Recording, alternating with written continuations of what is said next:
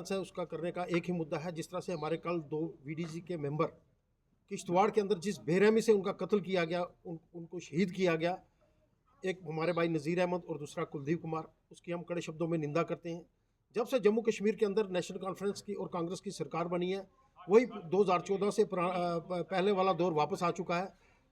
Target killing Kashmir के अंदर दोबारा शुरू हो चुकी है। और ये कल जिस तरह से 2014 से पहले किश्तवाड़ डोडा के अंदर लोगों को घर से निकाल कर किडनैप करके उनको मारा जाता था, उस तरह से उनको कल शहीद किया गया, उसकी हम कड़े शब्दों में निंदा करते हैं। मैं समझता हूँ सरकार को फालतू बातों के चीज़ों के ऊपर ध्यान छोड़कर लोगों की सुरक्षा के ऊपर अपना ज़्यादा ध्यान देना चाहिए। इसके लिए हम इनकी कड़ी शब्दों में निंदा करते हैं। दूसरा, जिस तरह से असेंबली के अंदर पिछले 3 दिन से जो एक जो इन्होंने गदर डाला हुआ है नेशनल कॉन्फ्रेंस और कांग्रेस के लोगों ने, इन्होंने एक रेजोल्यूशन लाकर एक गैर कानूनी और गैर आईनी काम किया है। जो 370 और 35A है, मैं समझता हूँ वो दफन हो चुका है। मुर्दे कभी भी वापस नहीं आते हैं। जो चीज़ दफन हो जाती है वो कभी भी वापस नहीं आती है। ये बात इनको समझ लेनी चाहिए। कल हमारे प्रधानमंत्री जी ने बड़े खुलकर और स्पष्ट रूप से कहा है कि ये सारी ज़िंदगी वापस नहीं आएगा, क्योंकि जो मुद्दा पार्लियामेंट के दोनों हाउसेस के अंदर डिस्कशन करके वोटिंग करके पास हो चुका हो, जिसके ऊपर सुप्रीम कोर्ट ने मोहर लगाकर उसके ऊपर मोहर लगा दी हो, ये मुद्दा टोटल ख़त्म हो चुका है। ये सिर्फ लोगों को गुमराह करने के लिए किया जा रहा है। और जिस तरह से असेंबली के अंदर दादागिरी चल रही है, स्पीकर साहब ने जो किया है हमारे एमएलए के साथ, जिस तरह से मारपीट की गई है, मार्शल के द्वारा उनको उठा कर बाहर फेंका गया है। और मैं सलूट करना चाहता हूं अपने भारतीय जनता पार्टी के विधायकों को, जिन्होंने शेर की तरह से उसमें खड़े होकर अपनी बात को पूरा रखा है और पूरा विरोध किया है। उनका जो कहना है कि हम इसको कभी लागू नहीं होने देंगे, पूरी जम्मू कश्मीर की आवाम हमारे उस 28 एमएलए के साथ है। और उनको हम दिल की गहराइयों से धन्यवाद करते हैं। जिस चीज़ के लिए हमने उनको चुनकर भेजा था असेंबली के अंदर अपनी आवाज़ बुलंद करने के लिए, उन्होंने अपने हक से ज़्यादा आवाज़ बुलंद कर दी है। इसलिए जो कुछ हो रहा है इसकी हम कड़े शब्दों में निंदा करते हैं। और हम ऐसा कोई भी कानून जो जहां पर अमन और चैन को खराब करेगा, यहाँ डेवलपमेंट और तरक्की को रोकेगा, उसको कभी लागू नहीं होने देंगे। इसके लिए आज की हमने प्रेस कॉन्फ्रेंस रखी है। परमजीत जी अपनी बात करेंगे। जैसे कि आपने हमारे सीनियर नेता श्री सुनील गुप्ता जी से प्रेस वार्ता की बड़ी जानकारी से इन्होंने दिया है, हमारा प्रेस कॉन्फ्रेंस करने का एक ही मुद्दा है। जो हमारे 2 पीडीसी मेंबर शहीद हुए हैं, उनको लेकर 8 दिन ही हुए हैं अभी नवी सरकार बनी हुई। तो देखो 10 साल से कैसा हमारा भारतीय जनता पार्टी का प्रोग्राम जे&के में चल रहा था। पत्थरबाजी बंद, हर चीज़ें बंद थी, लेकिन इस सरकार को बर्दाश्त नहीं हुआ। इनसी सरकार ने क्या किया कि अभी 370 और 35 को दोबारा लाने के लिए अपना जोर दिखा रही है। मैं इनको एक बार कह दूं कि आप 5 साल हो गए हैं 370 और 35 को ख़त्म हुए आप दोबारा लोगों का ध्यान इस तरफ से उठाकर इस तरफ लाना चाहती है और जे&के में गंदाबाजी कर रही है और जे&के में हालात ख़राब कर रही है और लोगों को गुमराह कर रही है कि 370 हम लाएंगे, जिससे उन्होंने इलेक्शन जीता था गलत लोगों को वायदा करके। मैं एक बार फिर कड़े शब्दों से निंदा करता हूं कि 370 अभी कभी वापस नहीं आएगा। इसलिए आप लोगों से अपील है कि आप शांति बना के रखें और देश का भला हो। Thank you.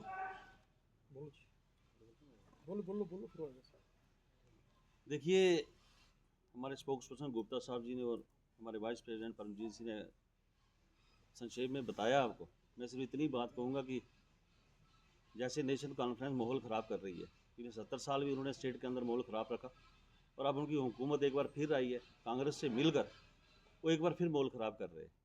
370-35 का मुद्दा उठाकर वो लोगों को बेवकूफ़ बना रहे। 35 और 370 आने वाला नहीं है। मोदी जी ने भी यही बात कही है और यही बात हमें समझनी चाहिए और जनता को भी समझनी चाहिए। और रही बात जो असेंबली के अंदर कल इनडिसिप्लिन किया गया, हमारे एमएलए को मारा गया, 2 हमारे एमएलए जो थे उन्हें घसीट कर बाहर निकाला गया संसद से। एक हमारा संसद हॉस्पिटलाइज है। ये बड़ी शर्म की बात है। मैं इसकी कड़ी शब्दों में निंदा करता हूँ और सिर्फ इतनी ही बात कहना चाहता हूँ, नेशनल कॉन्फ्रेंस ऑफ कांग्रेस ने हिंदुस्तान को और स्टेट को लूटा है, हमेशा बर्बाद ही किया है। मैं सिर्फ इतना कहूँगा कि जैसे तरक्की पहले हुई गौरव राज में हुई, बीजेपी की टाइम हुई, स्टेट हमारी पीक पर थी। अब मुझे लगता है कि आने वाले वक्त में इस स्टेट की हालत बहुत ख़राब होने वाली है, क्योंकि इसकी हुकूमत में जो लोग बैठ गए, इनका सिर्फ एक ही काम है हुकूमत में बैठना, अपने बैग नोटों से भरना और फ़ॉरेन जाके एंजॉय करना, यही इनका काम है। तो मेरी ये एक अपील रहेगी आपके माध्यम से जनता से कि इनके किसी बहकावे में मत आए, 370 और 35 लेखों को मत आए, क्योंकि इन्होंने जो मैनिफेस्टो दिया था कि हम स्टेट के अंदर तरक्की करेंगे, वो ये काम कर नहीं सकते, और वो काम को कर सकता है हमारे प्रधानमंत्री नरेंद्र मोदी जी कर सकते हैं। और वो जो संसद के अंदर कल हुआ, जो स्पीकर थे हमारे, जिन्होंने सामान्य रूप से सबकी बात सुननी चाहिए, स्पीकर का यही काम होता है कि बातें सुनकर उस पर ध्यान देना, लेकिन ऐसा कुछ नहीं हुआ, वो अपनी जगह पर बैठे रहे। बीजेपी के साथ एमएलए का इनजस्टिस होता रहा, उनको घसीट कर बाहर निकाला गया, लेकिन स्पीकर जो है वो अपनी हंसी को कंट्रोल नहीं कर सकते, अपनी कुर्सी में बैठे रहे, हंसते रहे। आज दिन तक स्टेट के अंदर इतिहास में ऐसा कुछ नहीं हुआ। मैं कड़े शब्द में इस चीज़ की निंदा करता हूँ। धन्यवाद। जैसे कि आपको पता है कि पिछले 3 दिन से जम्मू कश्मीर की असेंबली के अंदर जो हंगामा हो रही है, आज की प्रेस कॉन्फ्रेंस करने का हमारा मुद्दा उसी को लेकर के है। हम जम्मू कश्मीर की आवाम को ये कहना चाहते हैं आपके माध्यम से कि जो इन्होंने परसों जम्मू कश्मीर असेंबली के अंदर एक रेजोल्यूशन पास की है और उसको एक कानून बनाकर जम्मू कश्मीर के लोगों के सामने पेश किया जा रहा है। मैं आवाम को कहना चाहता हूँ, ऐसा कोई बिल पास नहीं हुआ है, ऐसा कोई कानून पास नहीं हुआ है।